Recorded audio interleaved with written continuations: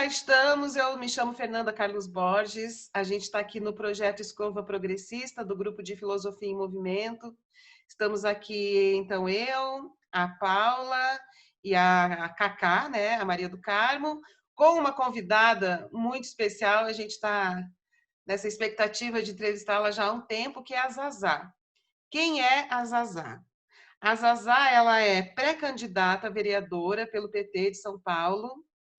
E agora, prestem atenção. Ela é sem teto, né? Mora numa ocupação e é membro do movimento de moradia, uma militante deste movimento de moradia.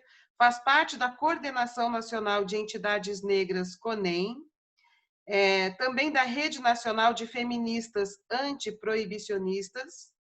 Representa o coletivo QU na Associação Brasileira de Lésbicas, Gays, Bissexuais e Transsexuais, e também é da comissão organizadora da Marcha da Maconha.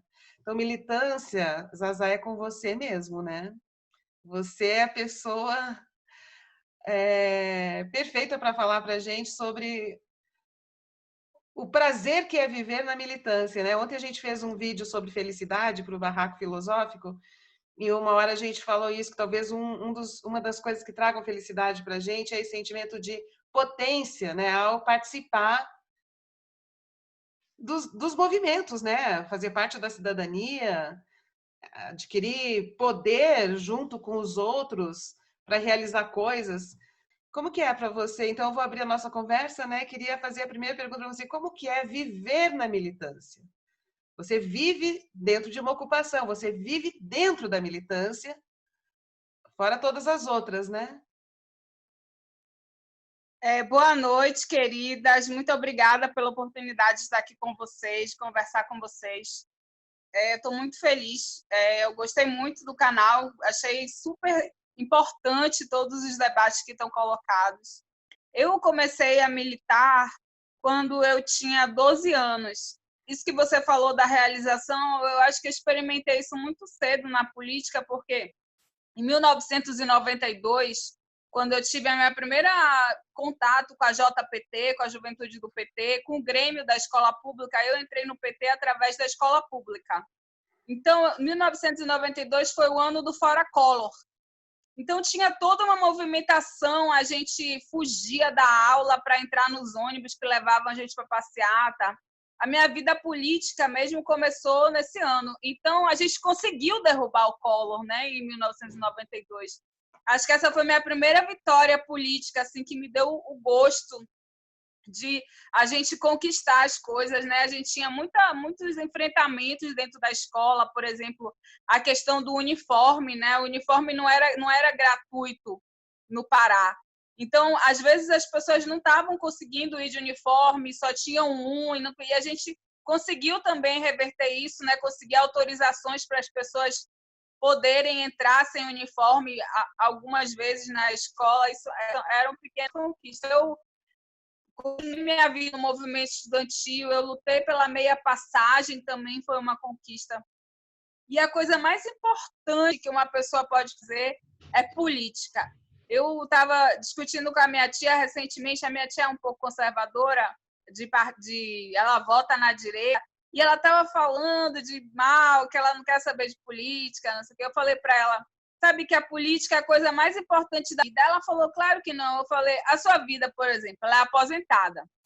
Se amanhã a política decidir que a sua aposentadoria está cancelada, que você não vai mais receber a sua aposentadoria, como é que vai ficar a sua vida? A sua vida vai mudar completamente.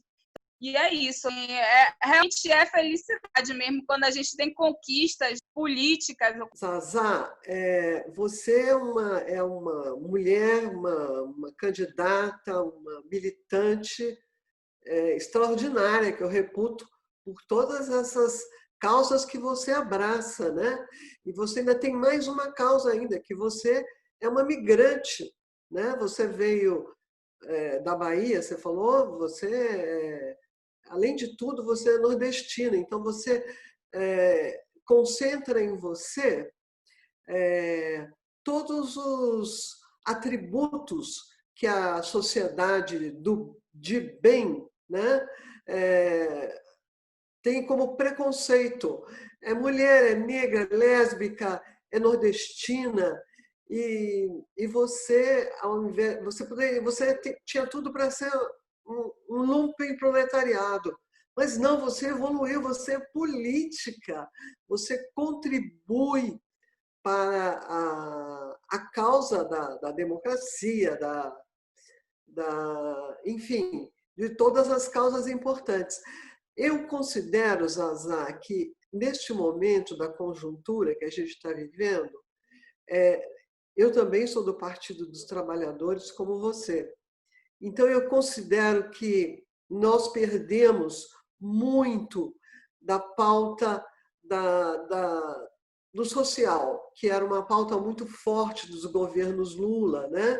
O governo atual está trabalhando muito bem essa questão do marketing, do auxílio emergencial, está criando uma renda básica que vai chamar de Renda Brasil.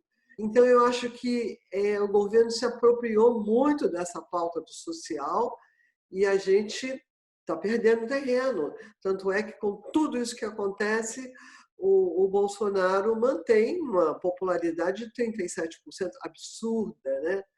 Então, eu acho que a sua militância na pauta não conservadora, ela é muito importante, que é uma pauta identitária, é uma vertente que nós da esquerda temos que abraçar, temos que eleger gente que nem você. Eu não acho que o governo Bolsonaro ele se apropria dessa pauta de uma maneira fake como tudo, né? Porque, embora ele esteja com esse projeto dessa Renda Brasil, que é transformar esses R$600 numa renda mínima, mais ou menos universal, né? Bem menos do que mais. Por outro lado, quer dizer, então isso aí tudo é uma propaganda, né? Mais uma estratégia de marketing. Porque a questão da saúde, desmonte e privatização da saúde é o objetivo, né? Educação, desmonte e privatização da educação. Então, só para dar exemplos, então, se por um lado ele vai fazer toda uma cena de olha, Renda Brasil, por outro lado, tem uma privatização sistemática, né? Um projeto de privatização sistemática dos serviços públicos. Então, como tudo, Bolsonaro engana, né, as pessoas com algumas coisas para fazer uma cobertura contra todos os outros direitos que vai tirando, né? Acesso à saúde, acesso à educação, acesso à moradia. Eu acredito muito que essa política do fascismo, a Cacá falou, eu estudei na Bahia. Eu estudei na Bahia durante 10 anos, na Universidade Federal da Bahia, mas eu sou do Pará, eu sou da Amazônia. Eu sempre quis vir para São Paulo, porque uma tia que eu amo muito, que cuidava de mim quando eu era criança, ela veio para cá quando eu era criança e ela enlouqueceu. E ela voltou para casa muito mal, assim, ela nunca ficou boa, sabe? Até hoje ela vive sobre remédios controlados, ela nunca voltou ao normal. E eu me perguntava o que essa cidade tinha feito com ela, sabe? Porque ela era uma professora do ensino fundamental, ela estava prestes a se aposentar e ela conheceu uma pessoa por correspondência. E ela largou tudo assim e veio para cá tentar a vida. No começo a gente recebia notícias dela, mas depois ela passou muitos anos sem mandar notícia e um dia ligaram para a gente vir buscar ela em São Paulo. E ela estava assim, pele e osso, sabe? Ela estava muito mal, assim, e ela nunca se recuperou. E eu era muito jovem nessa época. Ela foi embora, eu era criança, quando ela voltou, eu estava começando a minha adolescência. E eu ficava me perguntando o que tinha acontecido, por que ela tinha ficado assim. E eu sempre prometia para mim que um dia eu vinha para São Paulo, que eu vinha morar em São Paulo e que eu ia conseguir entender o que tinha acontecido com ela. Eu não entendia o fascismo direito, eu não entendia essa segregação, essa exclusão que o fascismo impõe para todas as relações, né? Para a maior parte das relações sociais numa cidade igual a São Paulo. E hoje eu consigo perceber muito isso. Eu sou, né, da Amazônia. Eu acredito que o fascismo ele opera também pela necropolítica. Não existe realmente um interesse verdadeiro de solucionar as questões sociais, né? é um deixar morrer mesmo, é a ideia de que não dá para todo mundo, né? Eu sempre digo para as pessoas qual é que é a metáfora que dá origem ao termo fascismo. É o facho, é o feixe de lenha. A filosofia fascista, ela diz o seguinte: se você não está no molde e se você não cabe no feixe, você não tem que ir, porque o feixe ele tem um tamanho ideal, que é o tamanho certo, que dá para carregar. Ou seja, não cabe tudo, não cabe todo. Se você não estiver no padrão, você não cabe. Se você estiver sobrando, você não cabe. Se você não é o que está sendo esperado.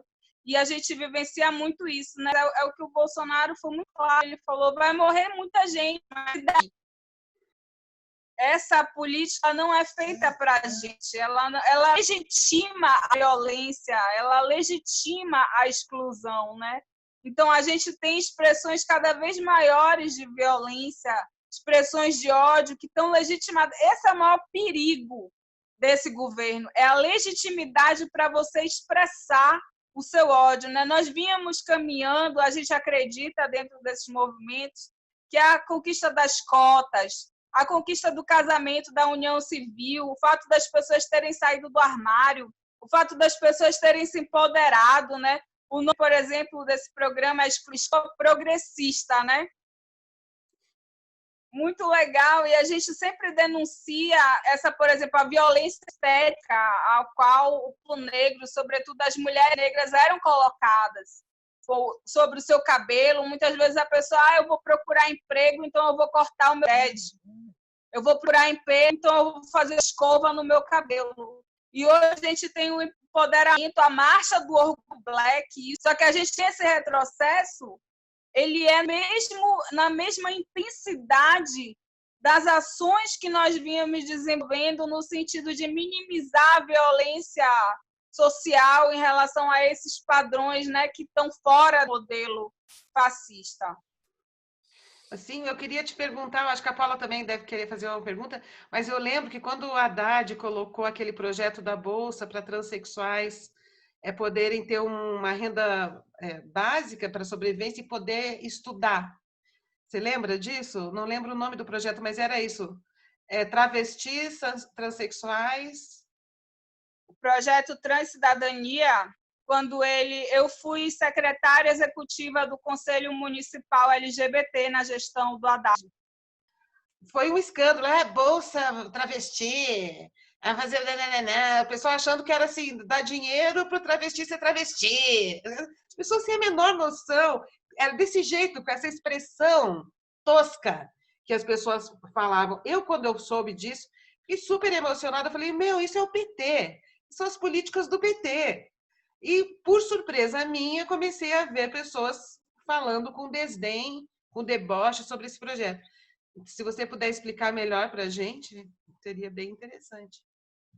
Eu trabalhei na coordenação LGBT municipal, eu fui secretária executiva do Conselho Municipal LGBT durante a implementação do projeto Transcidadania, porque eu já vinha dessa militância no coletivo que desde 2004 acompanhei as conferências nacionais, fui delegada à primeira Conferência Nacional LGBT, e a questão trans, em relação a essa bolsa, ela vem do entendimento e da denúncia que nós fazemos de que a população T ela é a mais violentada, tanto na família quanto institucionalmente. Então, o que acontece na escola? Às vezes a pessoa descobre a sua homossexualidade, mas ela consegue ficar no armário, né? Ela não está namorando, é jovem, ela vai desenvolver isso mais tarde. Mas a transexualidade, ela se manifesta muito cedo e ela precisa dar vazão. Então, a menina quer raspar a cabeça e usar um boné, não quer mais vestir vestido. O menino quer pintar a unha, já quer se sentir menina, quer deixar o cabelo crescer. E essas coisas elas são muito mal recebidas. Quando a família descobre isso, já muitas vezes a expulsa de casa. Então, a pessoa já foi expulsa de casa, ela não vai mais para a escola, ela não vai ter mais acesso a um trabalho digno, né? Então, isso já vai ser motivo de exclusão. E a população T, ela é muito mais vitimada por causa disso e muito mais precocemente. Então, esse projeto, o objetivo dele era fazer esse resgate da educação, né, era garantir a conclusão dos níveis educacionais para as pessoas que tinham interrompido, e o trabalho e esse processo de conscientização, porque o empoderamento, né, ele faz parte da cidadania. Quando você conhece os seus direitos, quando você se compreende enquanto um agente político, enquanto um cidadão de direitos que deve exigir, isso gera uma transformação. E o objetivo desse projeto, e ele ser voltado especificamente para a população T, tem a ver com isso.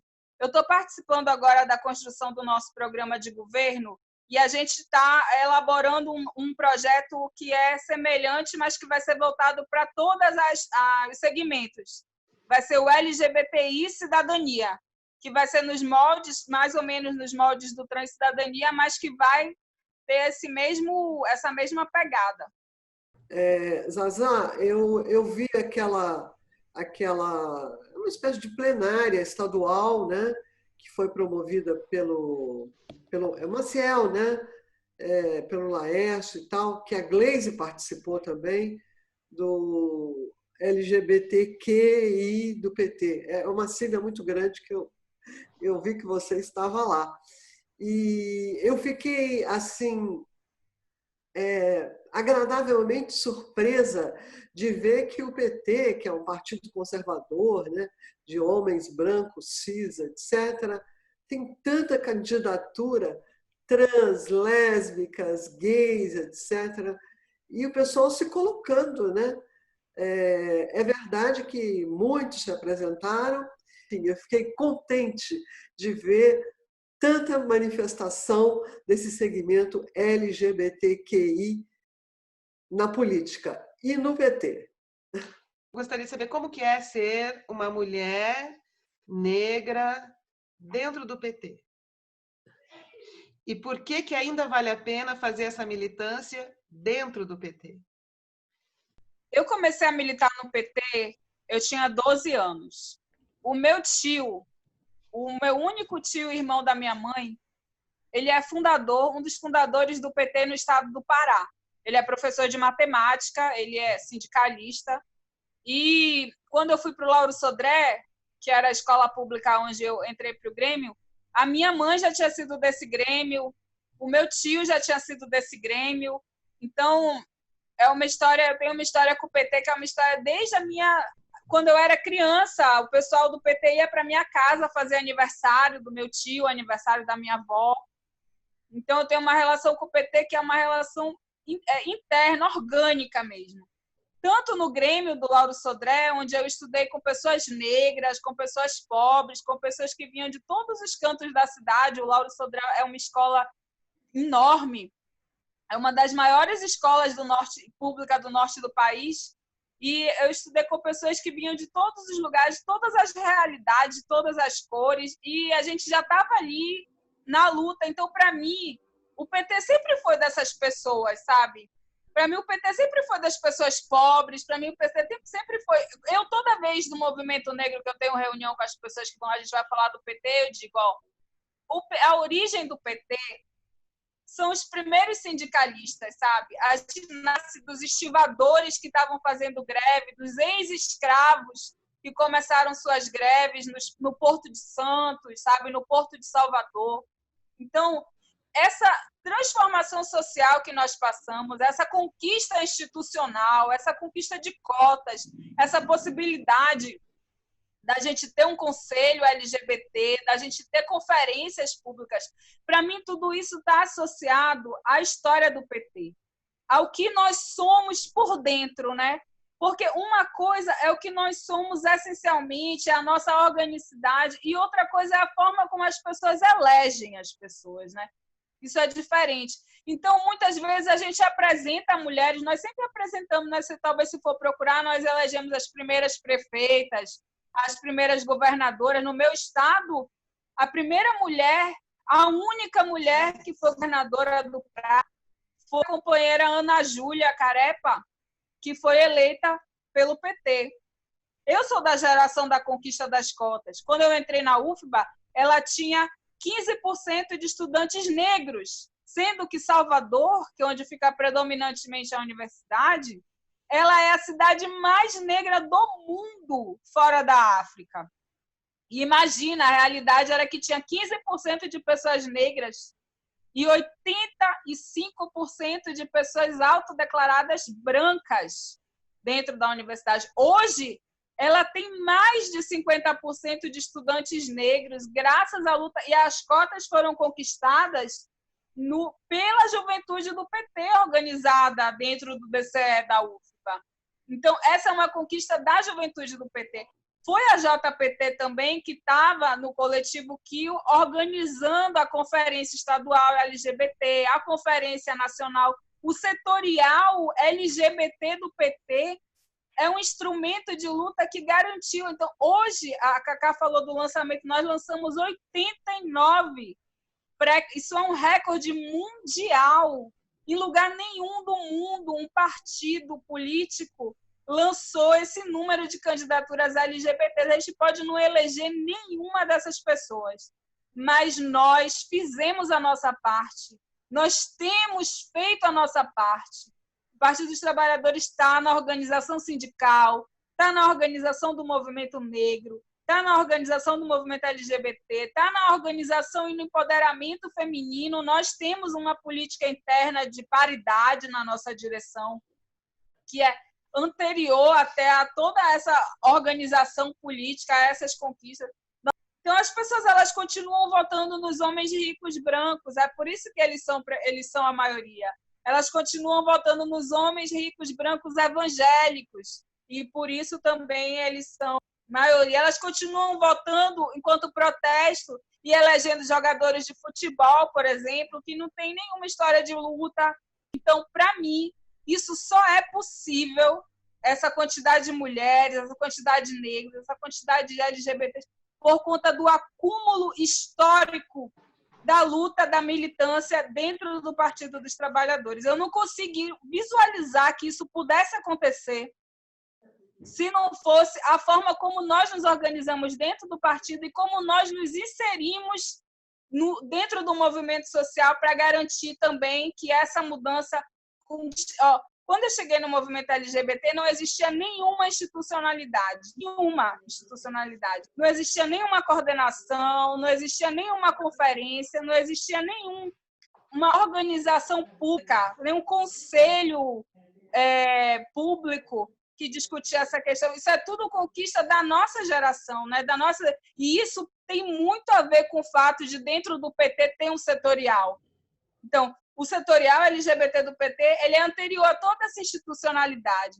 Quando nós fomos para a primeira conferência LGBT, o Lula estava lá, ele foi para a abertura, ele foi ovacionado. Se você pega a gravação da entrada do Lula na primeira conferência LGBT em Brasília, todo mundo se levantou para gritar olê, olê, olá, lulá, lulá, porque a gente sabia exatamente o tamanho daquilo, aonde as pessoas não podiam nem falar sobre homossexualidade, e de repente a gente estava organizando uma conferência nacional e a gente elaborou uma política nacional de LGBTs que mudou toda a realidade política, a forma como essas pessoas se serem, se veem, atuam na sociedade, sabe?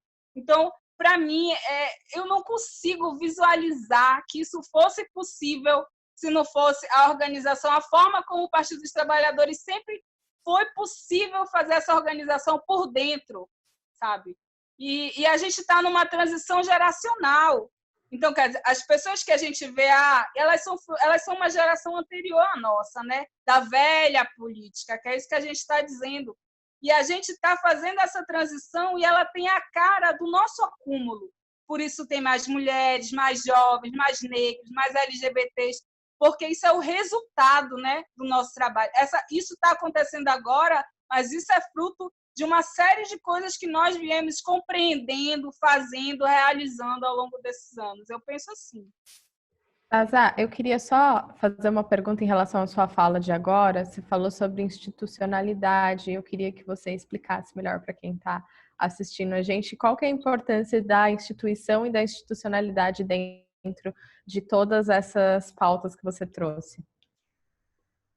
Por exemplo, hoje em quase todas as secretarias de direitos humanos, as secretarias estaduais e as secretarias municipais, existe uma coordenação LGBT.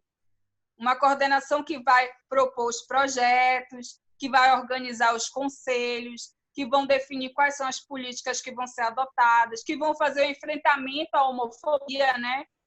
Pessoas que vão ocupar cargos onde elas são autodeclaradas LGBTs, elas não estão no armário, ou elas não estão lá por outro motivo, né? Elas estão lá representando o segmento, elas estão fora do armário, elas estão empoderadas na sua diferença, naquilo que as segregava, né? Quantas vezes as pessoas tinham que omitir a sua sexualidade para poder estar incluídas na sociedade, para poder ocupar um espaço público?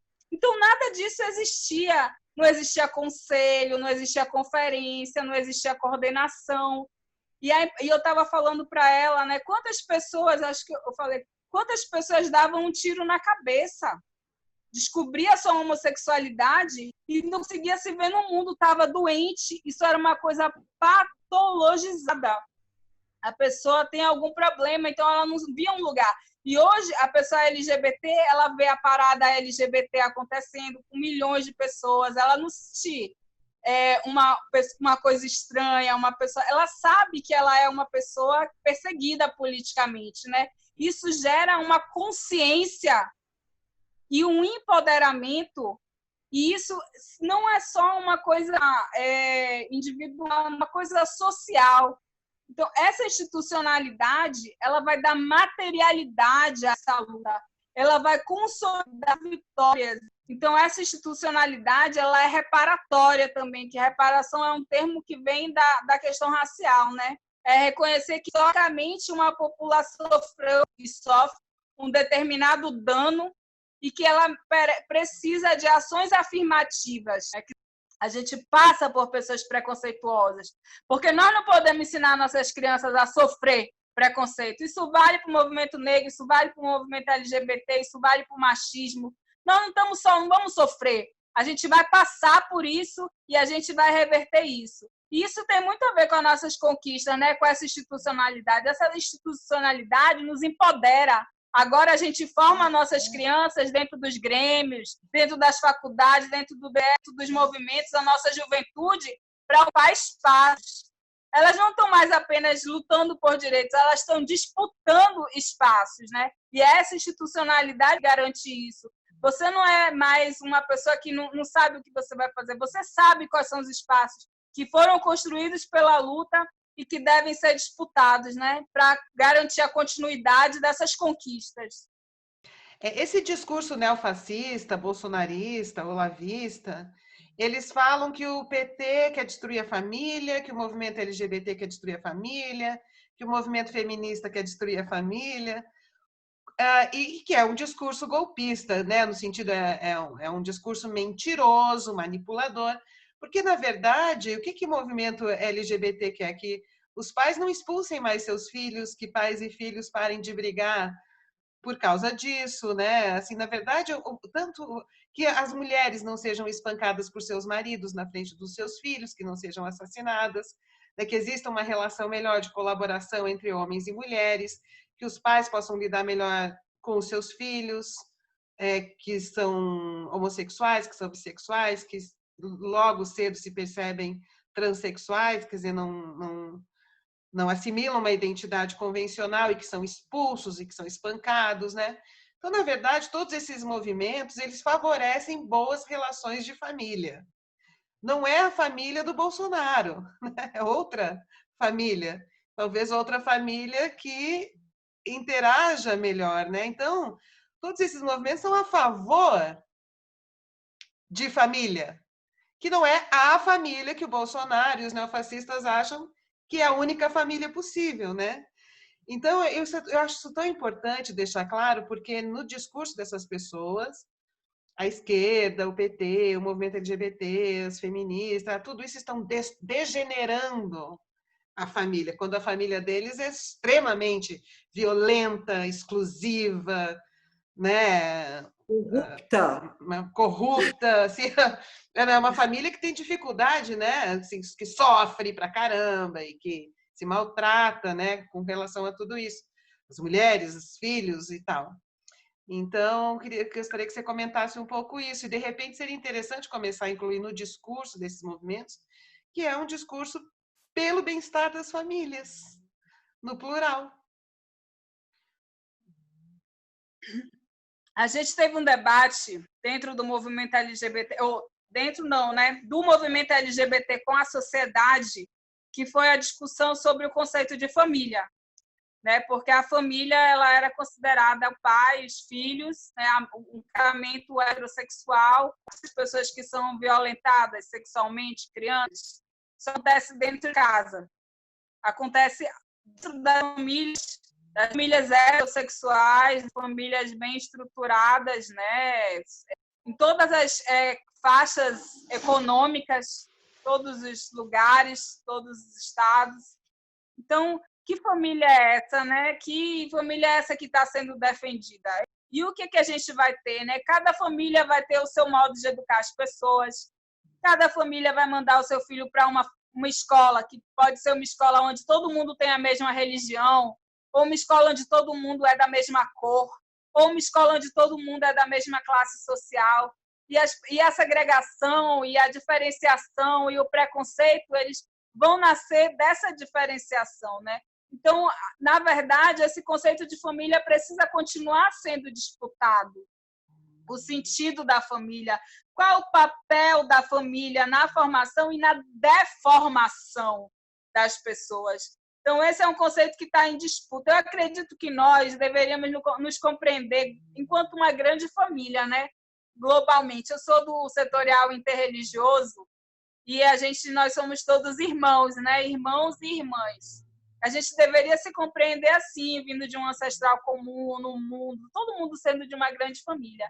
Então, quando você fala a minha família, a família de fulano, isso também é uma forma de se segregar, né? Então, eu acho que sim, a gente quer destruir esse modelo de família, assim, sabe? Esse modelo de família, ele dá origem a uma série de problemas, esse conceito de família está ultrapassado, a forma como as pessoas se relacionam, a violência que muitas vezes o conservadorismo familiar, as tradições familiares vão impor uma pessoa, né? Então, a pessoa nasce dentro de uma família super tradicional, conservadora, religiosa, e ela se descobre transexual, por exemplo, né?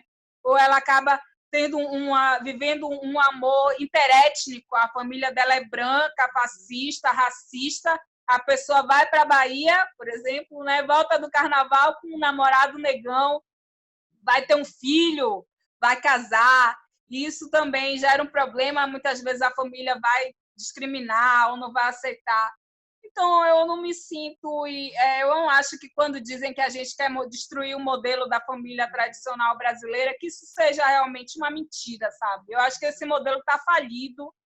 Não posso falar por todo mundo, provavelmente tem pessoas que não vão concordar com o que eu estou dizendo, que estão no mesmo grupo que eu. Mas eu, por mim, essa família aí não representa mais a evolução das relações e também não está no que a gente espera para a sociedade, né? Que as pessoas recebam uma educação semelhante, tenham as mesmas oportunidades, aprendam a conviver com a diversidade. Eu sempre digo, olha, ter estudado na escola pública, para mim, foi uma coisa essencial na minha formação. Talvez se eu tivesse ido para uma escola particular, eu não tivesse tão cedo na minha vida aprendido a conviver, a reconhecer, a saber que as pessoas estavam por coisas que muitas vezes não estavam na minha realidade, que às vezes eu tinha lanche, eu tinha dinheiro para almoçar, e os amigos tinham, e eles iam ficar também para de tarde, para passar em sala de aula, para distribuir um panfleto, e aí quem tinha dinheiro para lanchar ia comprar pão com mortadela, todo mundo juntar, para todo mundo poder comer, sabe? E as pessoas muitas vezes chegarem de casa, hoje não tinha nem pão, e falar isso com naturalidade, sabe? Hoje não tinha nem pão quando eu saí de casa para tomar café, quase eu não me levanto, porque a gente, quando não tem o que comer de manhã, né, não tem nem vontade de levantar da cama, não tem nem vontade de sair da cama. E isso é uma coisa que eu aprendi muito cedo e vi muito cedo, e acho que as pessoas que não passam por isso, que não convivem com a diferença, que vivem dentro da lógica da sua família, que muitas vezes não está em consonância com que é a realidade. Isso gera também muito preconceito, muita segregação. Esse modelo está falido, sabe? A gente podem dizer sim que a gente quer destruir esse modelo, porque esse modelo ele dá origem a muitos problemas sociais. Eu sei, mas eu acho que no discurso perde muito se não é acrescentado famílias. Porque o que essas pessoas pensam? Que vai destruir todo mundo, vai pegar as crianças, colocar dentro de um galpão e não ter mais relações afetivas, né?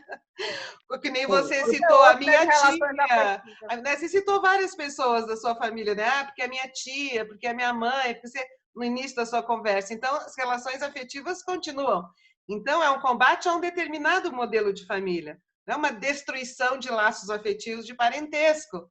Né? Eu acho que isso as pessoas, Zazá, quando escutam isso, elas não entendem. Quando você fala assim, o Estado vai educar as crianças, então eles pensam assim, nasceu o bebezinho, pega o bebezinho e joga num galpão. E lá ele vai ser criado sem laços, né? As pessoas fazem esse tipo de fantasia. Elas acreditaram em mamadeira de piroca, Zazá. Elas acreditaram nisso. Então tem que explicar para as pessoas, para elas entenderem que não é isso. Não é...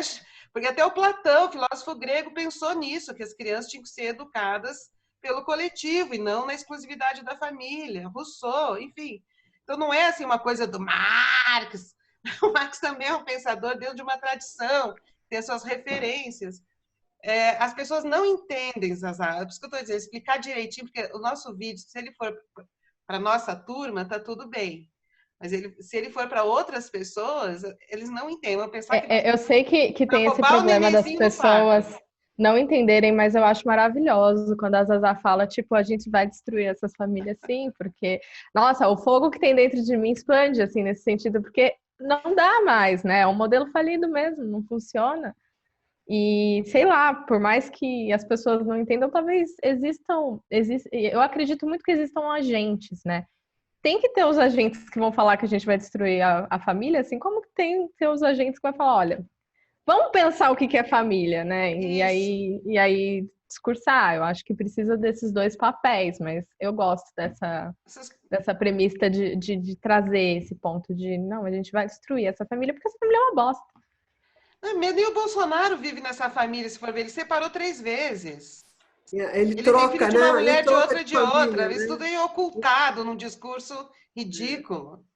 Ele troca de família. E dando o exemplo do que a Zazá falou, essa família que é exaltada, a família da Damares, por exemplo, logo que ela assumiu, ela fez uma entrevista onde ela descreveu os estupros que ela sofria dentro da família religiosa. Ela era estuprada ao lado do quarto do pai e da mãe, né? Estuprada, e ela fez relato assim. Então, quer dizer, que família é essa, né? A família estupra e mata, como a Zazá falou. Outra coisa muito importante que a Zazá falou é a questão da fome, de não ter o que comer. E ela fez um elogio do PT, que eu, como petista, fiquei orgulhosa.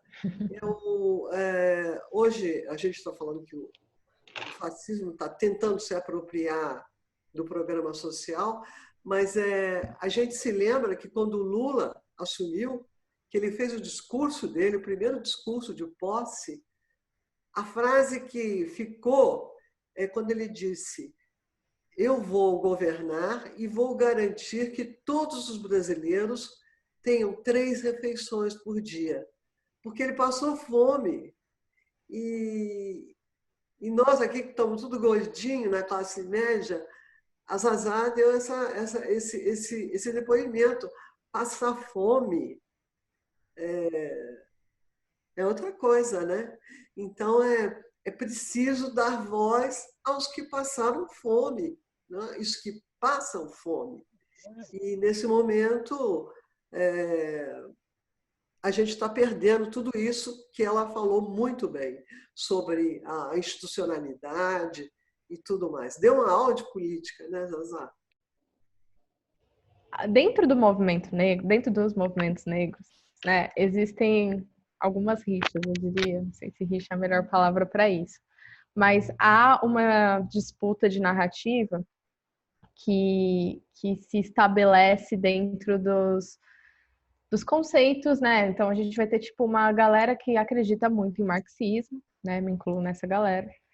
E tem uma galera que tá com um levante meio conservador dentro do movimento negro, se apoiando muitas vezes dentro de, sei lá, teóricos panafricanistas que não necessariamente eram conservadores, mas que se constrói uma narrativa que reproduz, né,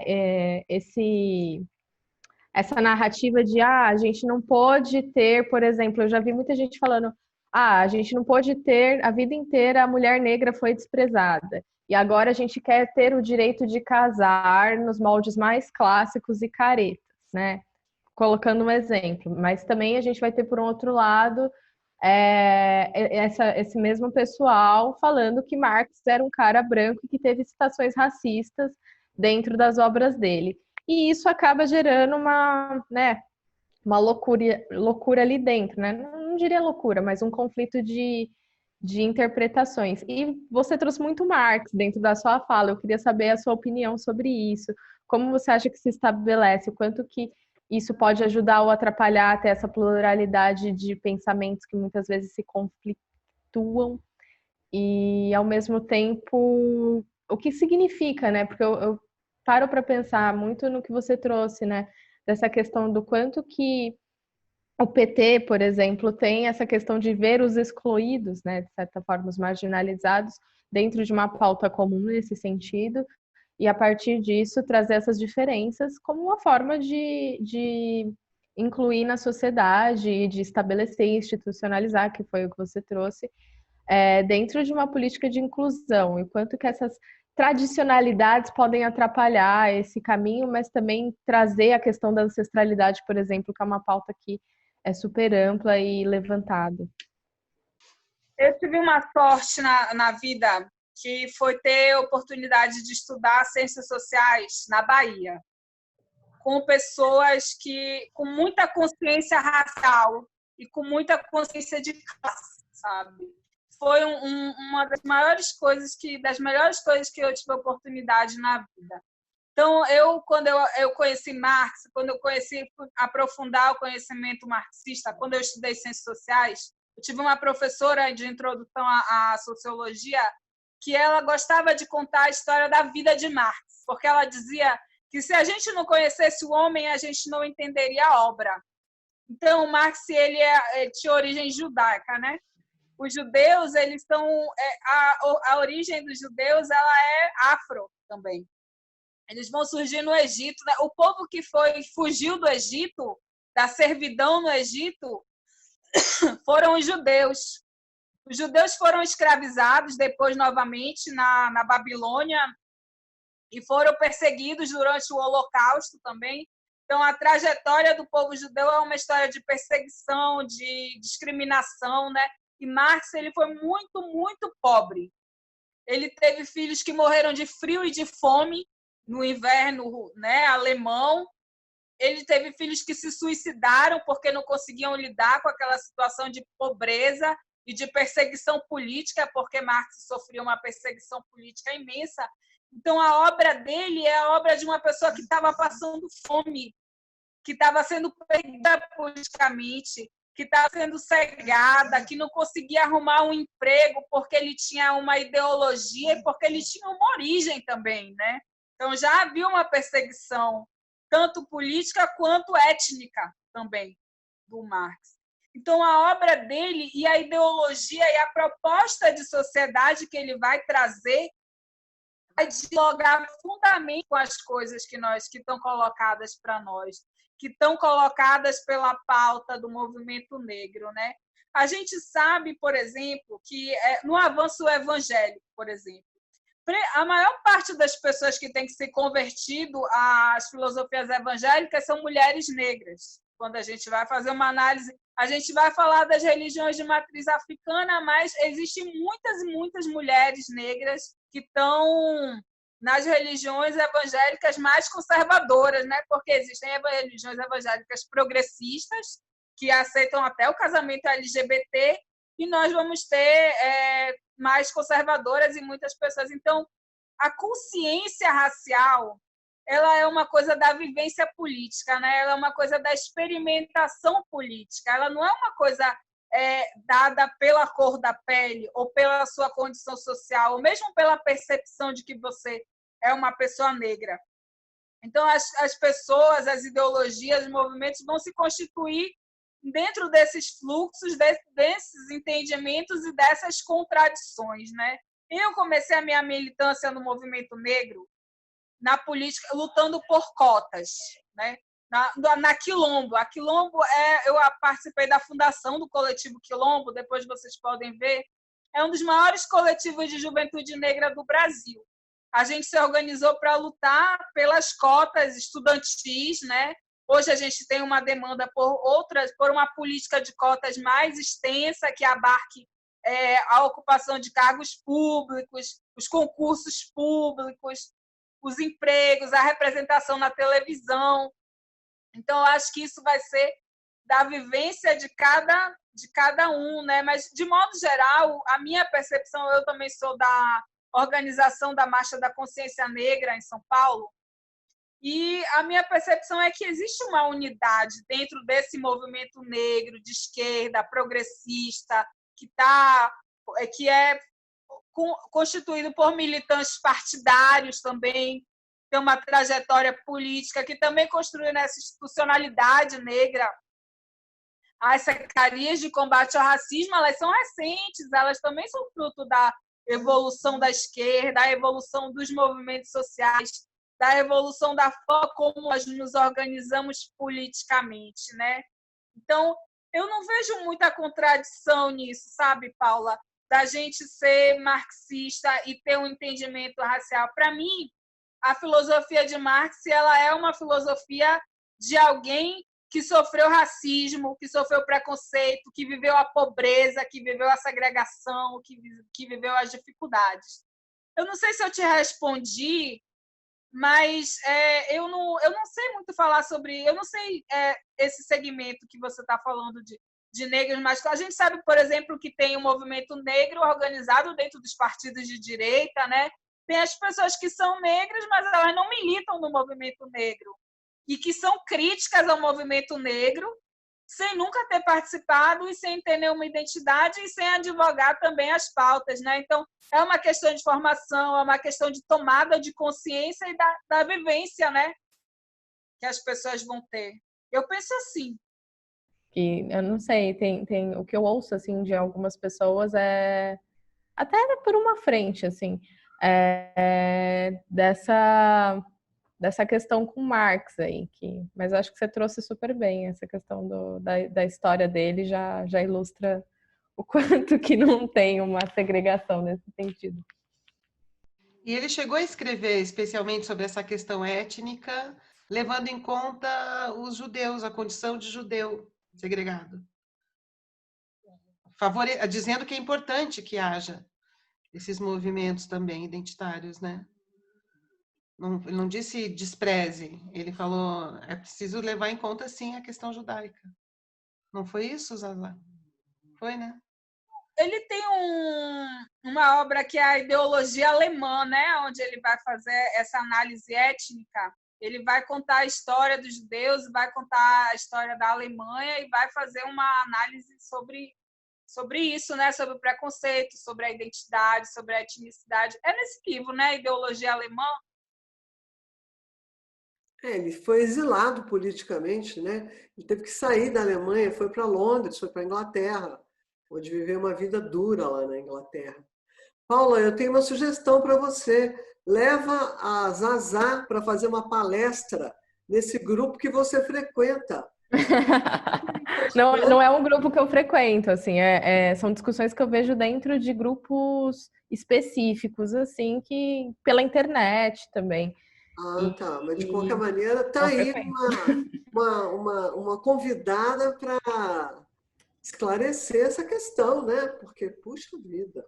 O que rolou muito, né? O que rola muito é dentro da... Não sei, eu tenho a sensação de que tem uma questão muito forte com a luta política norte-americana, né? Então, tem algo ali da frente capitalista se apropriando dessa questão através das mídias, através de cantores, através dos rappers. Não, apesar do hip hop ter nascido da marginalidade, né, dos artistas marginalizados, houve uma apropriação do capital ali em cima desse tipo de consumo que gerou um movimento negro meio fake, assim, de certa forma, que distorcem alguns conceitos e trazem isso de uma forma meio distorcida. Eu não sei.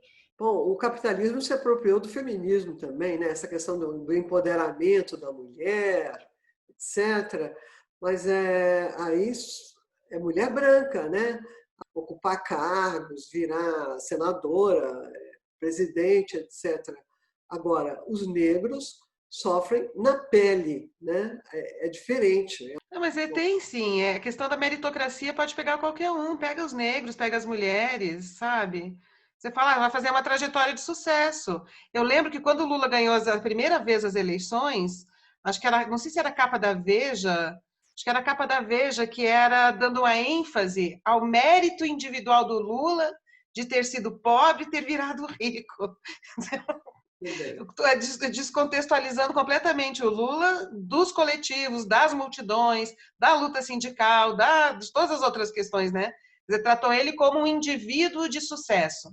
Isso pode ser feito com qualquer um, com as mulheres, com os negros, né? A questão é a gente mostrar que não é isso, né?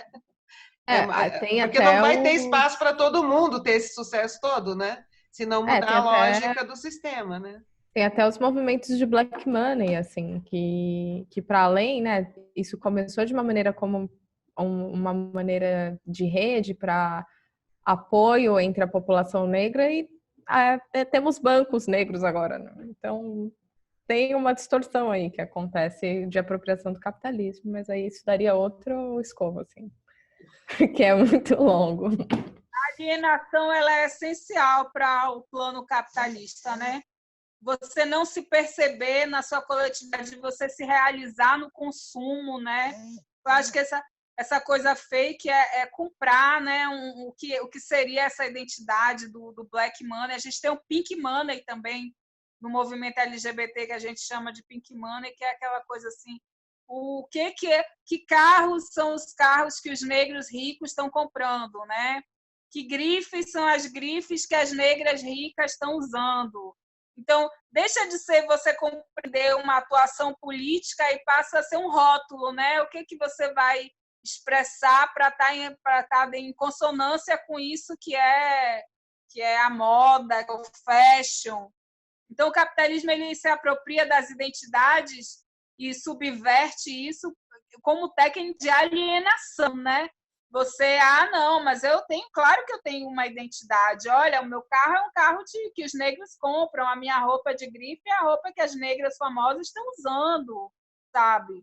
Imagina se amanhã todos os negros do mundo acordassem conscientes, todos os afrodescendentes, todas as pessoas negras, e decidissem fazer uma mega revolução e sair na rua, não ia sobrar pedra sobre pedra. É extremamente importante para a manutenção desse sistema a alienação das pessoas da sua condição racial, de classe, de gênero. Eles fazem o que for preciso para nos manter alienados.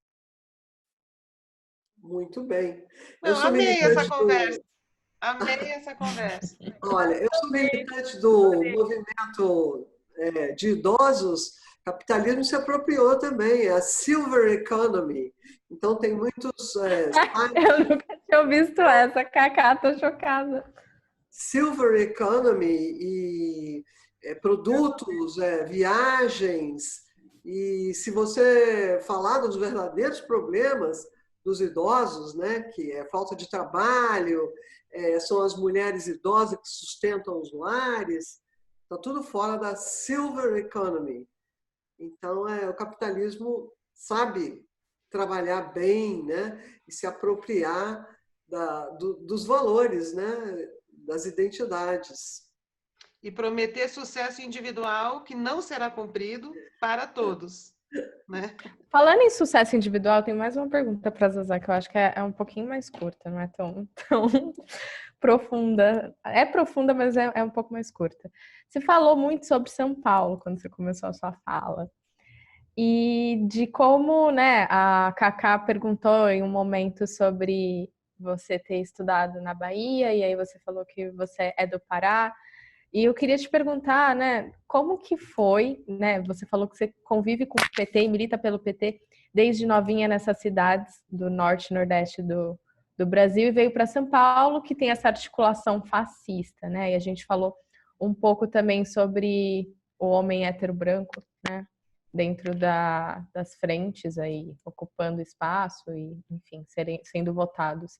Como que é para você ter visto essas frentes de militância do PT lá no norte, lá no nordeste, e ver aqui em São Paulo que a máquina do fascismo impera como uma engrenagem? Como que foi essa vivência para você de dentro, como Zazá, mas também de uma maneira mais ampla, no sentido de ver a cidade articulada dentro desse peso, né, de certa forma?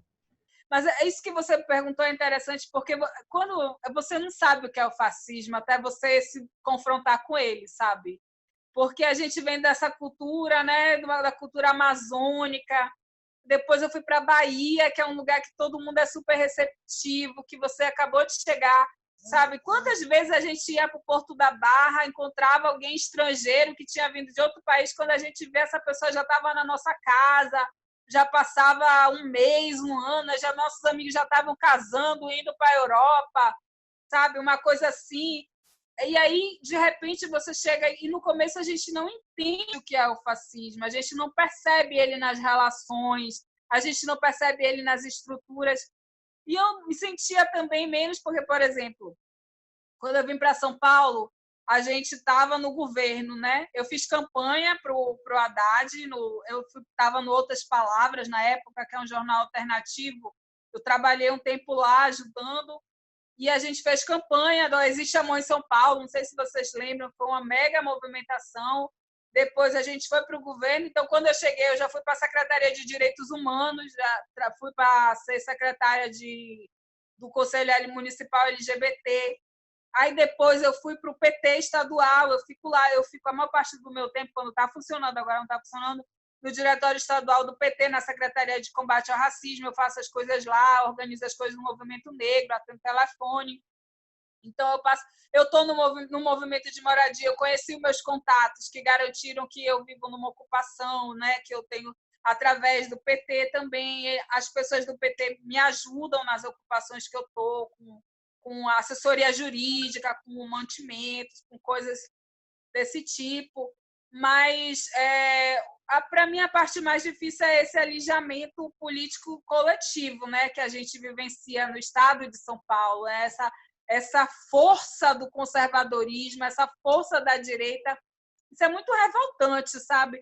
Como que essa relação que as pessoas têm, né, com o capital, com as suas coisas, não percebe o outro enquanto o seu igual, né, ou enquanto alguém que pertence à mesma coletividade. Eu, como eleitora, fico assim, poxa, tem muita gente muito boa que merece o nosso voto. Gente assim, no nível da Zazá, tem um monte de gente que, nossa, gente que tem muita coisa para apresentar, gente que tem cabeça, enfim. Eu tenho defendido muito a importância dos mandatos coletivos, né? Dos mandatos representativos. Eu acredito que esse modelo que a gente tem de você só vota em uma pessoa, ele serve ao modelo de curral eleitoral também, né? E a prática de que você se associa a um determinado candidato e acaba negligenciando o relacionamento com outras pessoas. Eu acredito que nós devemos lutar pela regulamentação da representação coletiva e da representação institucional. Eu tenho feito muitos debates com as pessoas dentro das estruturas em relação à importância de que a representação não seja individual, que ela seja uma coisa construída coletivamente. Seja porque você somou um grupo de militantes e conquistou uma candidatura, mas isso ser regulamentado, seja elegendo representantes de instituições que não estão falando por si, ou que o mandato não é deles, né? Mas o mandato é um mandato que representa a institucionalidade. Então, a pessoa poderia até ser substituída sem que se perdesse o princípio pelo qual a representação daquele conjunto de ideias está posto, né? Sabe? Eu acho que a política ela é uma questão de vocação, assim.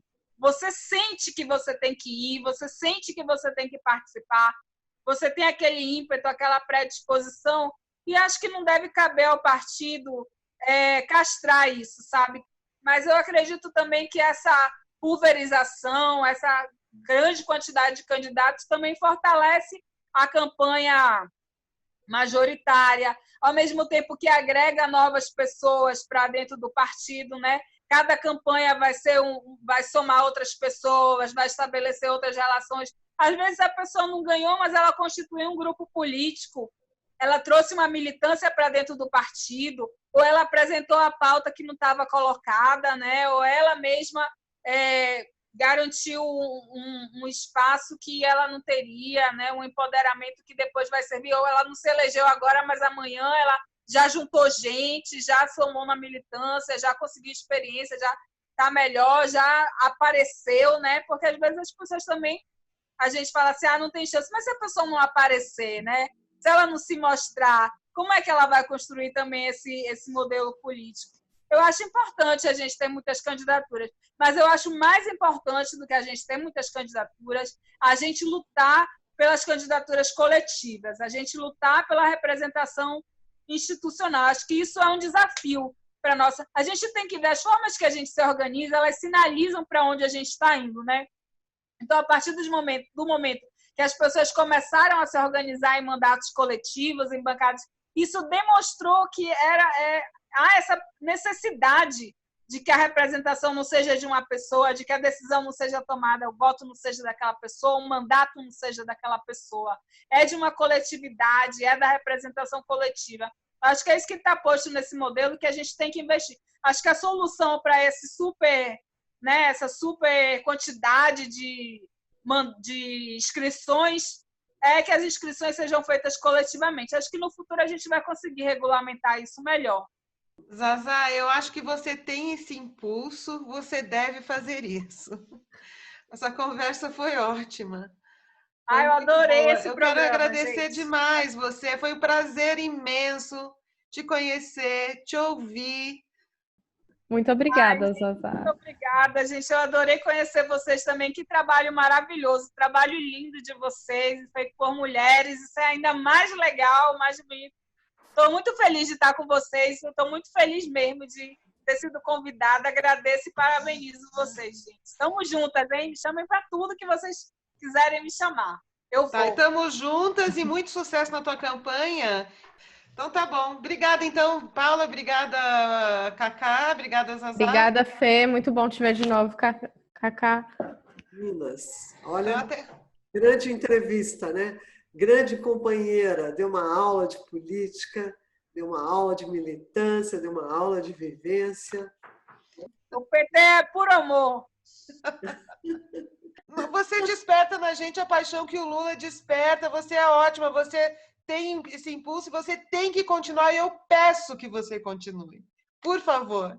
Então tá, boa noite para vocês, Zazá, queridos. Até a próxima, então. Obrigada, boa meninas. Noite. Bom trabalho. Parabéns.